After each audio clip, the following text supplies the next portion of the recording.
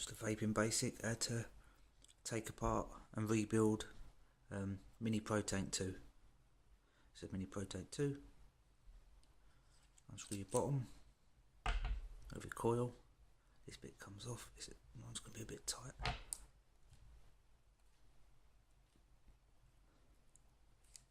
There it goes. That bit out.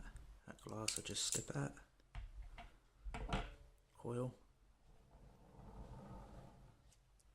Come out of there. And that's it, fully apart. Put it back together. Coil first. Into your base.